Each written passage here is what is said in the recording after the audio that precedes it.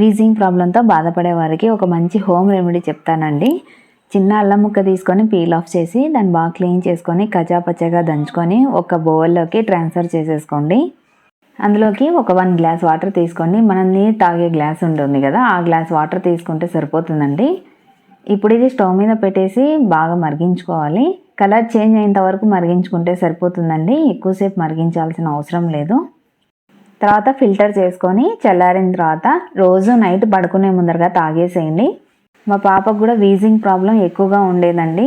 Night times బాగా దగ్గు రావడము, బ్రీతింగ్ తీసుకోవడానికి కూడా చాలా ఇబ్బంది పడేది. క్లైమేట్ చేంజ్ అయినప్పుడు, చల్లగా ఉన్నప్పుడు తనకి ఈ ప్రాబ్లమ్స్ అన్నీ ఎక్కువగా అయిపోయేది. ఇప్పుడు ఈ హోమ్ రెమెడీ నేను ట్రై చేశాను. తనకి 1 వీక్ అయిపోయింది కంటిన్యూగా రెగ్యులర్గా ఇస్తున్నాను. ఇప్పుడు హాయిగా పడుకుంటుందండి. ఎలాంటి ప్రాబ్లమ్స్ లేవు. మీరు కూడా ట్రై చేయండి. వీడియో నచ్చితే లైక్ చేసి మన ఛానల్ని సబ్స్క్రైబ్ చేసుకోండి.